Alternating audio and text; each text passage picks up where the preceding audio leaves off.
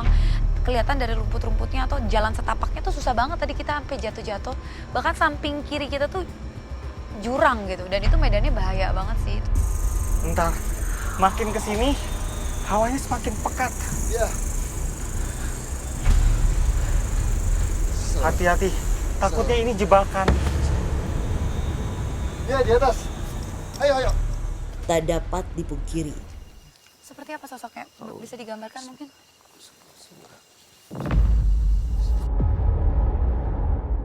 Sosok ini bisa kita bilang sosok Nyai dengan menggunakan kebaya. Nah, dia ngasih vision ke ngasih hal sesuatu ke penduduk-penduduk sini dengan bau busuk ataupun mimpi ataupun hal lainnya. Sebentar maaf.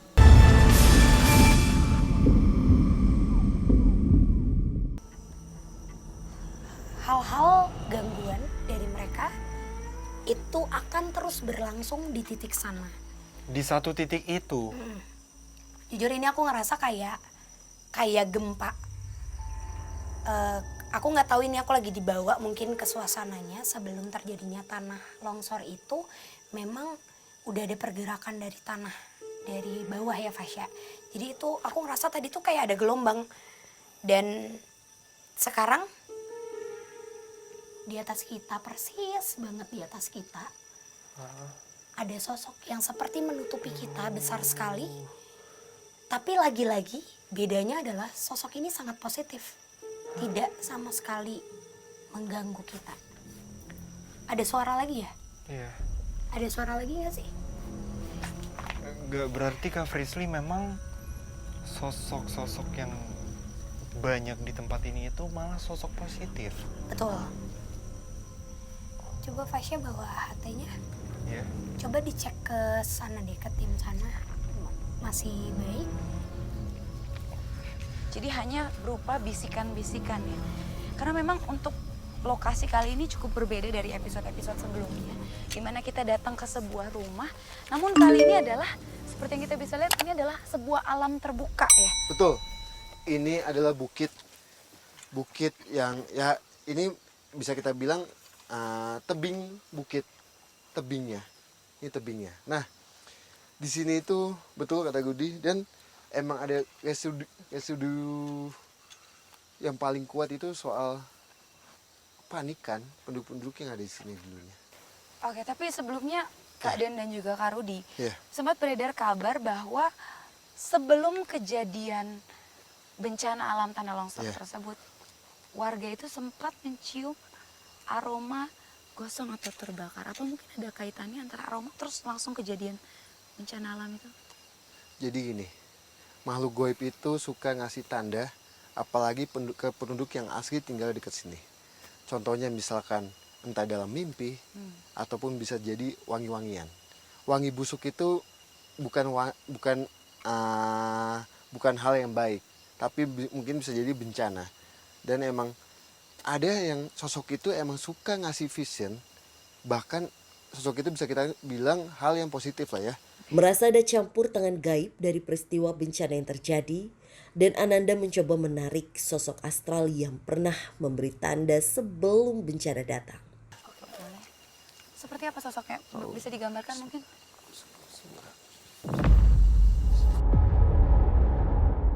Sosok ini bisa kita bilang sosok Nyai dengan menggunakan kebaya. Nah, dia ngasih vision ke ngasih hal sesuatu ke penduduk-penduduk sini dengan bau busuk ataupun mimpi ataupun hal lainnya. Sebentar maaf. Cek, ya masuk ke sini kenapa? Gimana di sana penelusurannya aman atau enggak? Aman sih Fasya. Kebetulan kita lagi ada di daerah perkebunan gitu sih, tapi memang di sini juga nggak terlalu keurus. Di sana aman nggak?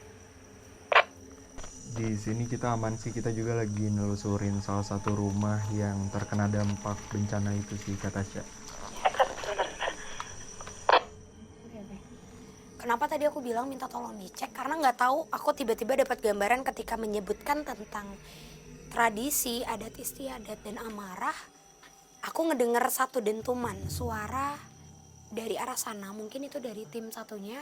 Dan juga aku ngerasa gelombang tadi. Coba kita explore lagi kali ya. Kita coba untuk jalan lagi ke jalanan depan. Kita coba. Tapi Ini kenapa ya Kak Rudi?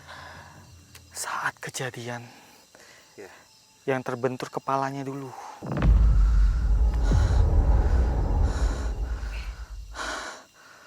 Dia sakit kepalanya.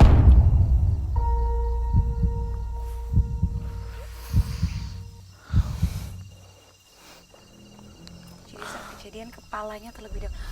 Mungkin di bawah tanah ini apakah ada korban yang tertimbun? nggak ada. Kejadiannya bukan di sini. Di sini sempat terjadi bencana, tapi nggak ada korban. Dan jin-jin korin, korban dari sana, beberapa ada yang pindah ke sini.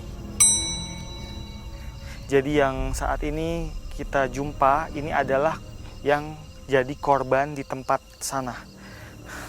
Sebelah sana jadi dia pindah ke.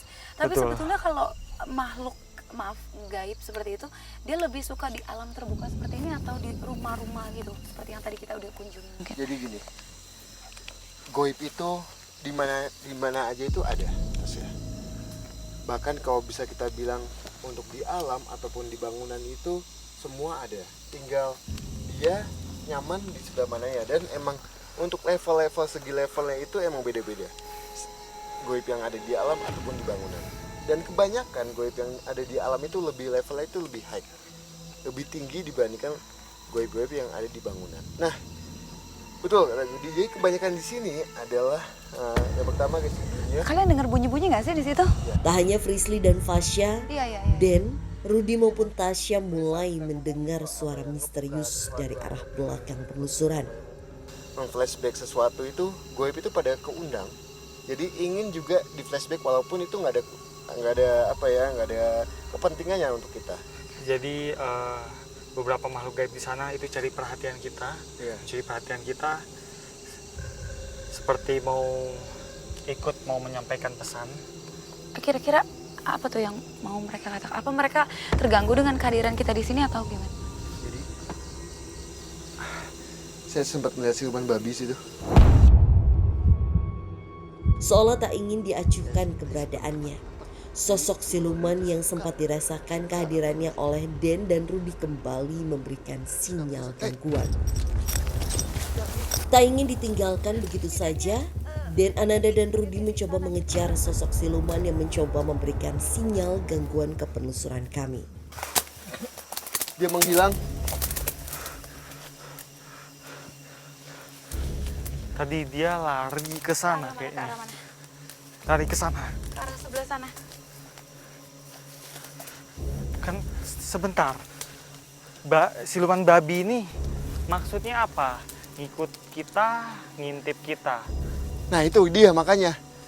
Tapi dia kayak ngasih sinyal ke kita. Ayo. Udah mulai ada firasat-firasat yang tanda-tanda yang kurang baik sebetulnya ya. Dan itu makin kacau ketika Tasya itu masuk ke daerah hutan-hutan situ, perkebunan dan hutan-hutan yang mungkin bisa dibilang jarang tersentuh manusia ya, karena memang kelihatan dari rumput-rumputnya atau jalan setapaknya tuh susah banget. Tadi kita sampai jatuh-jatuh, bahkan samping kiri kita tuh jurang gitu, dan itu medannya bahaya banget sih. Bentar, makin kesini hawanya semakin pekat. Ya. Hati-hati, takutnya ini jebakan. Dia di atas. Ayo. Tak dapat dipungkiri, jalan setapak yang licin serta berada di pinggiran kali kering penuh bebatuan membuat pengejaran ini semakin mencekam dan berbahaya.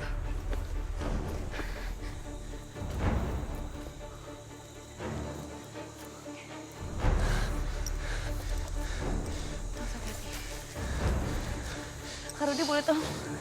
Kak Rudi boleh tolong? Hei! Jangan nantangin saya. Saya ini baik-baik sama kamu. Hah? Awas jatuh Kak Den.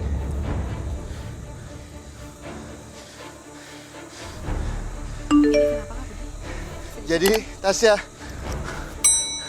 di depan sana ada siluman, bisa kita katakan siluman babi. Hei, Siluman babi dan monyet. kenapa kamu? Hah? Ingin apa? Kenapa dia membawa kita ke tempat seperti ini? Boleh ditanyakan mungkin Kak Den? Jadi dia kayak dia suka, bahkan dia bilang saya sangat membenci manusia yang datang ke sini yang sudah merusak alam.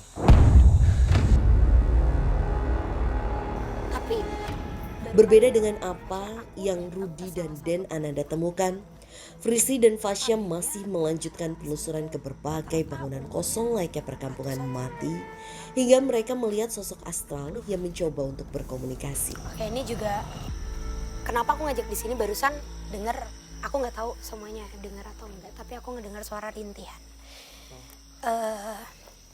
Fasya, percaya nggak percaya sebenarnya ketika adanya ikatan baik antara manusia dengan mereka dengan cara hidup berdampingan, itu akan adanya bantuan secara tidak sadar, entah lewat mimpi, entah mungkin mencium wewangian, atau bahkan sampai melihat sosok dan dia menyuruh kita untuk pergi.